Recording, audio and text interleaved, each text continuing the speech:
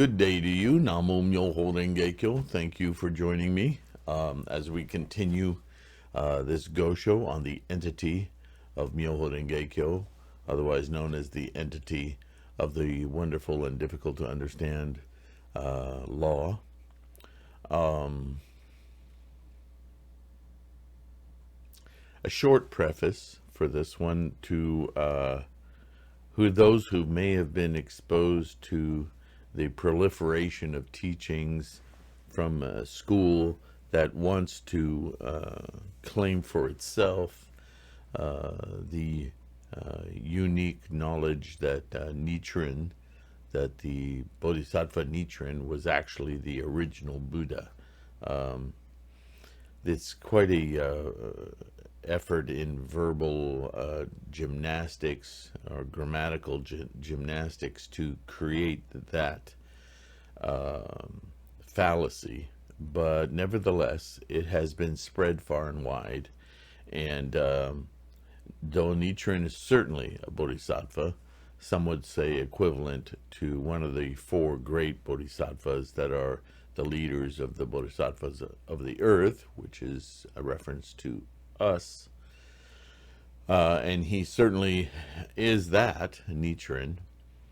To claim that he predates and somehow was responsible for the original Buddhahood, and that he was the original, somehow predating Shakyamuni, that is magical thinking. That's just nonsense.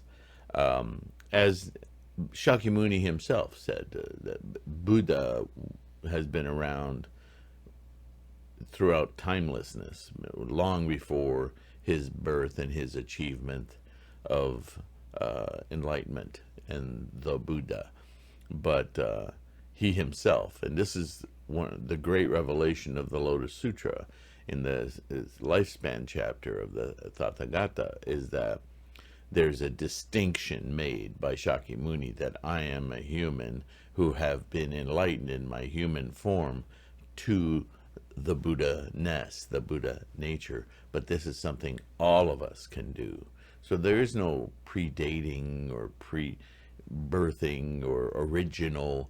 The Buddha-ness has been there since the life force of everything that exists has been there. It is part and parcel of it. And that's why each of us has access to it within our own lives.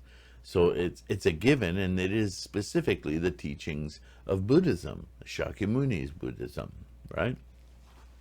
So for some cult to say that Nichiren is actually predates all of that, it's just that's voodoo. It's just not real, okay? It's not even a skillful device. It's misleading, and it's poisoning true Buddhism, okay? So I bring that up because the next question in our Gosho is, in our present age, in Nichiren's time, the period of the latter day of the law, who has obtained the lotus of the entity? Who has attained the lotus of the entity, full, perfect enlightenment? Who? It's quite a setup, isn't it? And this is Nichiren asking it, so he knows that this question is in the minds of his students and others, not only his supporters, but those who would look to invalidate him. So he brings it up. He's a pretty courageous guy. So here's Nichiren's answer. Observing the situation in the world today, we have to say that although there are many people who are destined to fall into the great Avicii hell, there is no one who has obtained the lotus of the Buddha. He's not saying I need you. He's not afraid to say what position he holds in the lineage of Buddhism, right? We've heard him say it several times. I, Nichiren, this. He will here again. But he never says, I, Nichiren, have achieved the lotus of the entity. He's never said that he's fully realized his Buddha nature. So this is critical for our modern understanding of Buddhism, is that it's not something you snap your fingers and do. No one's spending more time trying to correct and spread the correct teachings of the Lotus Sutra than Nichiren was in his day, right? Yet he's firmly rooted in being a regular guy who he will accept in some obtuse ways that he's doing the work of Bodhisattva Jogyo, that he's one of the four leaders, but he doesn't flaunt that or state it explicitly. He's simply saying he's doing the work. And this is the practice of Buddhism. It's the work, because what is Buddhism ultimately about? Living this life well, living this life with honor, dignity, to the best potential that we can muster or find through our attempt at enlightenment. If we achieve it, amazing. But it's not about the goal in itself. It's about, Aristotle would have said, you need to set a goal in life. If you want to be happy, you need to set a goal in life that is larger than anything you can expect to realize. That's Aristotle. That's Western philosophy, right? His reasoning, Aristotle's reasoning, was that if the goal is unattainable, but it is your goal, then every act, every breath, every thought that you make will be in relation to that goal, or should be in relation to that goal.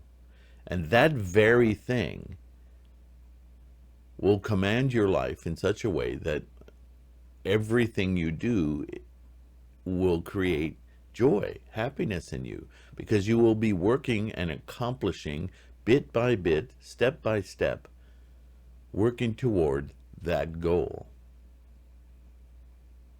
He also said if you attain that goal, then you need to set another one, a further one. And if at some point while you're working toward that goal,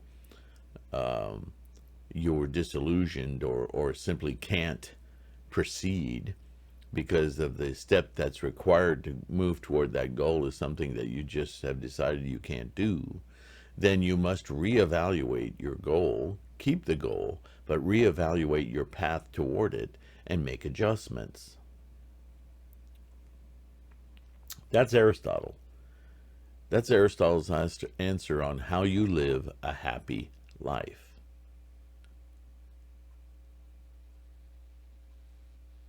So Buddhism, though it dissects that much, much more deeply, is basically doing the same thing. It's saying if you want to have a fulfilling,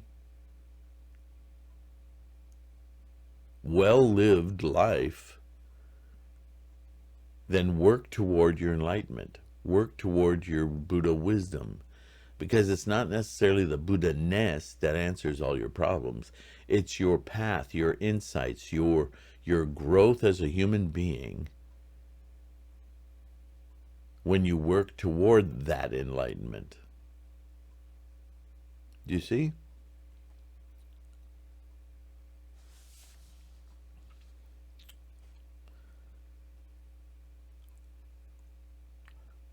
Nichiren continues.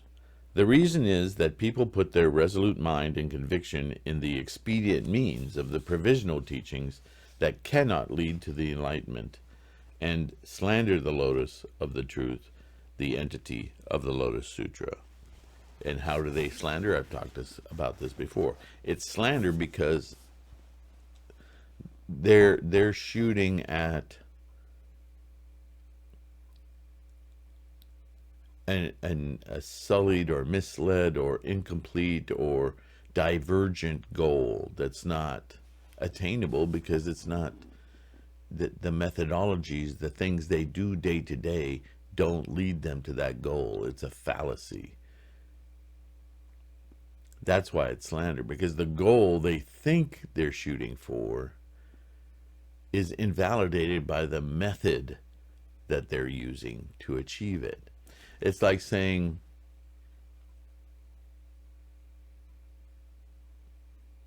I want a brand new car. Now, right away when I say that, the goal should elicit a methodology that enables you to get a better job, earn more money, save more money, and, all sorts of things in order to work toward achieving the goal of having a new car.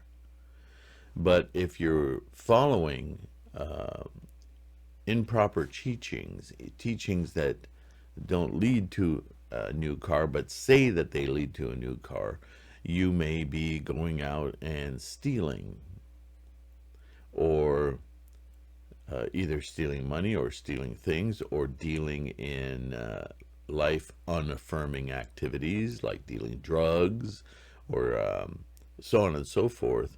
And though that drug dealer may justify to him or herself that this is increasing the pot so she can get a new car, and she may in fact achieve getting a new car, she won't have achieved a new car from life-affirming acts.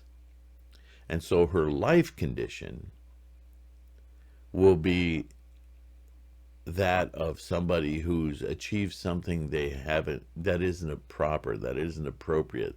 So whatever it looks like they may have achieved is in fact not what they have achieved because of their life condition.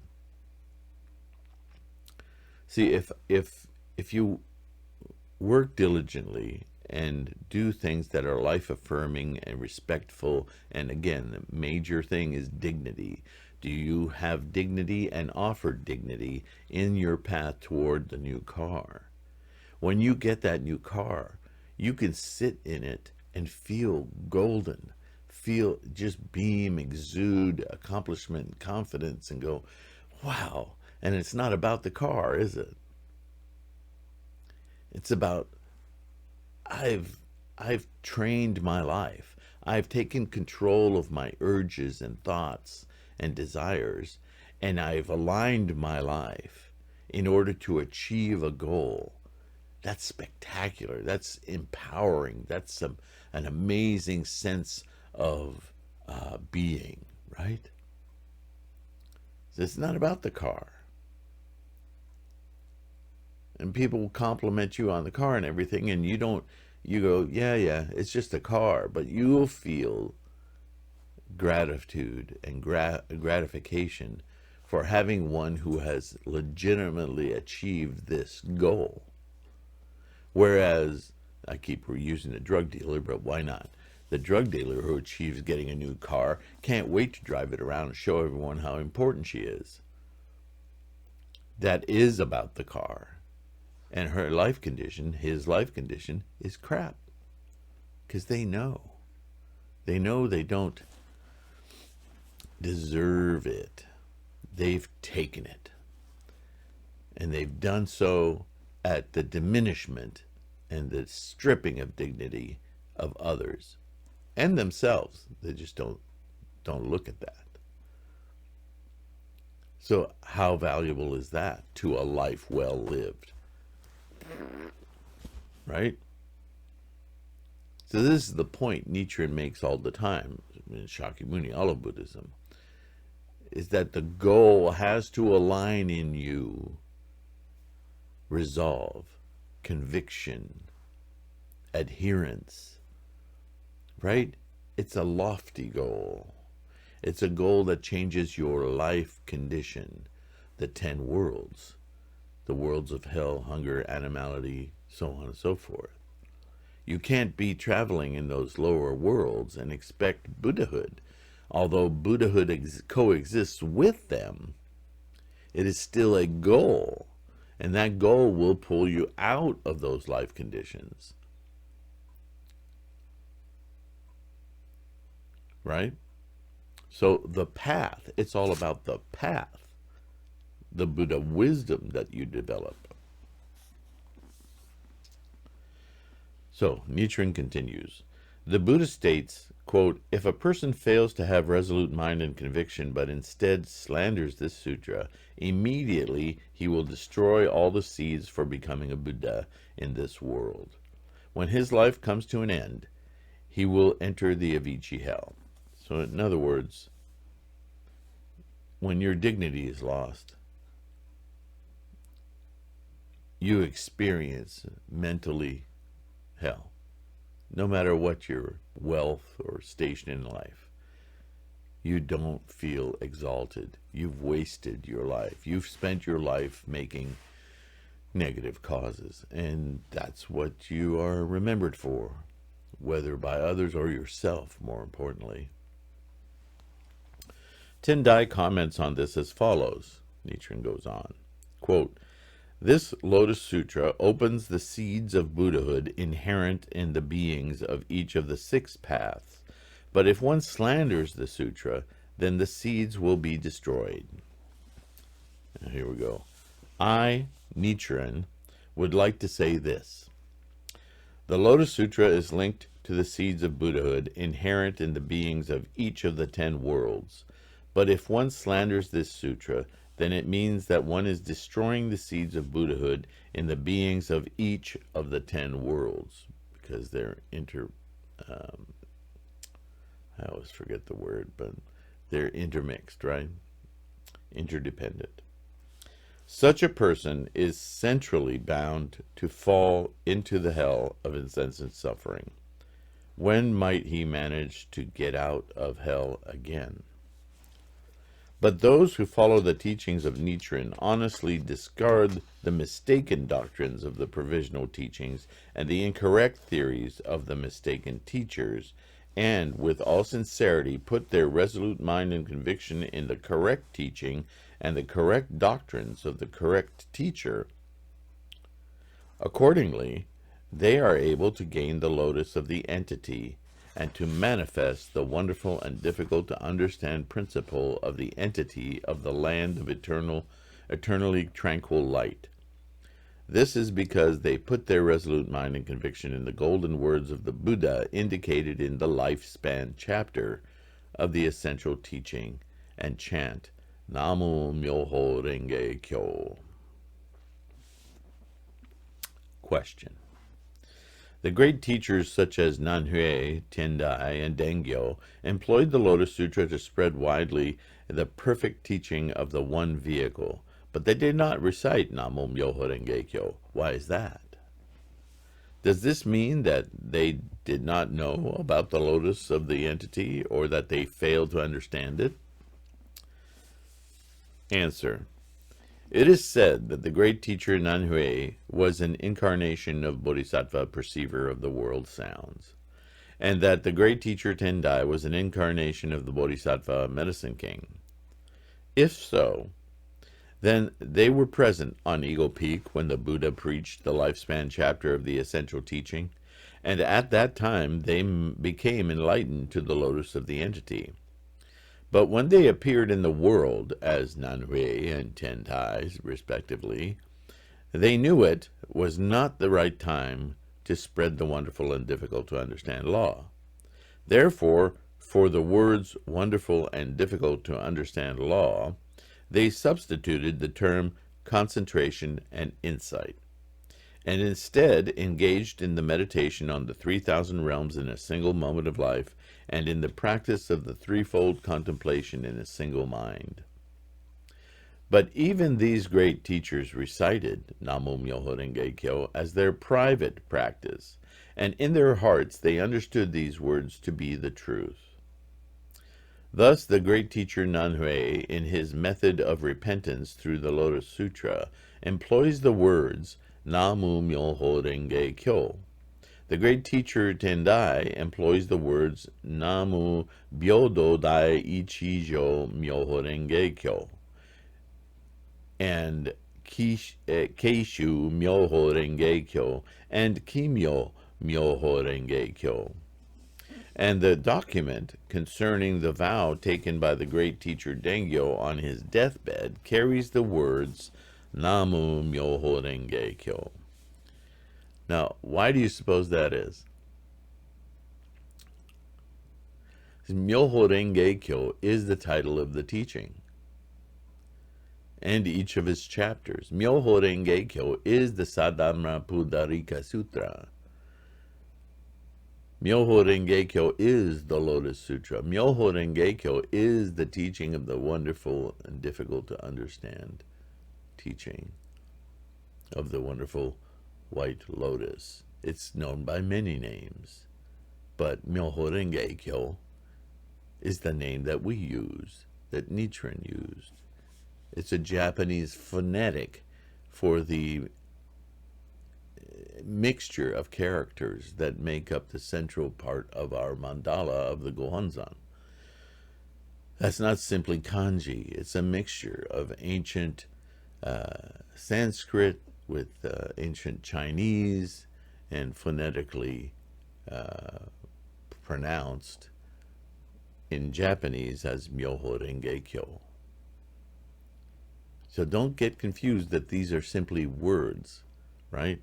They're guides, they're benchmarks, each of them standing in for the bulk of all of the teachings of Buddhism, but as they are presented as a methodology in the Lotus, Myoho Renge Kyo. So they did. Myoho Renge Kyo precedes Nichiren by hundreds of years, thousands, well, yeah, almost, from Tendai and perhaps before him, but this is the Lotus school. It is the Myoho Renge Kyo, the Lotus school. So they did. They just didn't popularize it because it was still kind of outside the reach of the bulk of the people's capacity at the time. So they, as teachers, were practicing it. And through it, they were giving the knowledge of it through their schools without labeling it so, because that was just a step too far for people. They understood that then. Question, Nichiren continues. The evidence you have presented is perfectly clear. But if these men understood the truth, as the evidence indicates that they did, then why did they not spread a knowledge of it abroad? Answer. There are two reasons. First of all, the proper time to do so had not yet arrived. Second, these men were not the persons entrusted with the task of doing so. The Lotus Sutra itself tells us this, right? It is the 5 characters of Myoho Renge Kyo that are the great pure law that will be spread widely in the latter day of the law. And it is the great bodhisattvas who sprang from the earth in numbers equal to the dust particles of 1,000 worlds to whom this was entrusted. It says so in the Lotus. It was for this reason that those such as Nanhui, Tendai, and Dengyo, though in their hearts they clearly perceived the truth, left it to the leader and teacher of the latter day to spread it widely, while they themselves refrained from doing so. Interesting. So Nichiren wrote a cover letter in front of this document. So obviously that alone tells you that this document was meant to his inner circle of teachers to understand the teaching the doctrines that he was putting forth about the teaching of the Lotus Sutra, Shakyamuni's teachings. So don't be confused that Nichiren invented a new kind of Buddhism, or Nichiren invented a Buddhism of his own, Nichiren Buddhism. That's not it. Nichiren is one of the leaders of the bodhisattvas of the earth, and his advent as a bodhisattva was to clarify the teachings of Shakyamuni, Nagarjuna, Vasubandhu, everybody in his lineage, or not his personal lineage, but the lineage of Buddhism. So here's his cover letter. Question. Even his cover letter is in a Q&A format. The lotus of the entity of the wonderful and difficult to understand law is difficult to understand, and therefore metaphor is used to make its meaning clear. But is there any example in the sutras to support such a practice? Answer. The sutra says, quote, "They are unsoiled by worldly things like the lotus flower in the water, emerging from the earth," end quote. Here we see that the bodhisattvas of the earth are the lotus of the entity of the wonderful and difficult to understand law, and that the lotus is being used here as a simile. But I will write to you about this again at some future time. This teaching presents the ultimate principle of the entire Lotus Sutra. It is the ultimate purpose of the Thus Come One Shakyamuni's advent, as well as the heart and core of the Lotus Sutra, which was entrusted to the great bodhisattvas who sprang up out of the earth so that they might spread it widely in the latter day of the law. Only when the ruler of our nation has shown himself to have a resolute mind and conviction, may this doctrine be revealed. But until then, should it remain a secret teaching, or it should remain a secret teaching, I, Nichiren, have just completed transmitting it to you, Sairenbo. So here we see in the cover letter proof that he wrote this to his new disciple, Sairenbo, who, as we've discussed in the past, was a Tendai priest or Tendai teacher, a monk of great status, right? So, I don't know, maybe I should read the background on this one. I don't usually do. I leave the background for you guys. It's a great additional resource to learn some things about the history of Nichiren and how he teaches and references and so forth. But I find that I do so much of that as I read the Gosho in talking to you that I don't know. This is something else that can easily bog you down. I don't say don't read it. I think it's valuable information. But for me, I think it's important that you understand the teachings, the doctrine of Nichiren first. You want to be a historian and dig into it deeper, go for it. Great. But don't forget the teaching itself. Don't get hung up in all the periphery that can happen, okay? So that culminates this Gosho. The next one is on rebuking slander of the law and eradicating sins, or I don't know, have to come up with a different word for that, because that has all kinds of weird Western implications, doesn't it? Basically, negative karma. Karma, as you know, is something created through the Nidana, and the Nidana is some precipitative process that enters all life. So when we make causes, when we make actions, thoughts, words, deeds with our lives, we are influencing Nidana in either a positive or a negative way. And so we manifest positive or negative results. That is karma. So we're doing it all the time. And so karmically, we want to be, on whole, more toward the positive, don't we? Now, when we go toward the negative, sometimes we're not aware that we're going toward the negative until later, until we have insights, until we get bit in the butt because we did something that we then understand, oh, I totally misled myself, right? So in the scope of Buddhist teachings, those would be considered sins.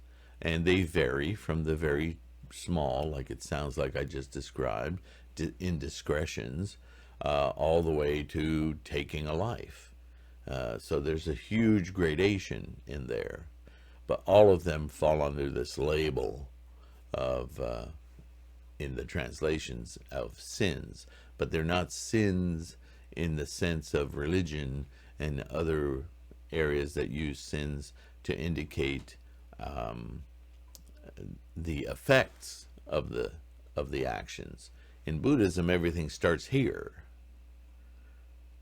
So the sin, any sin you create in Buddhism, is a degradation of your potential, of yourself. Yeah, there are consequences, and they can be grave at times, but ultimately, it's your dignity that's been damaged. It's your value that's been damaged, and you've done that. This is why it's seen as a, quote, sin in Buddhism. Not because of what you did to some other thing, although that is a gradation in itself because we're humans. Again, we never separate from being human to being Buddha. It's the Buddha wisdom that we're besmirching, which is the word I was looking for before. All right, I hope that makes sense to you. The comments section is for discussion on this. And if the discussion is really profound and you're having trouble with it, then we'll take it offline onto my email at tlksylvain@gmail.com, so that we keep the comments section a live section to support people's practice. And we don't want to fall down too many rabbit holes on this forum, but I want to make sure I stay with you until we figure it out. And what will come out of that when we go offline and discuss things is that I will see areas that I need to do more exploration on.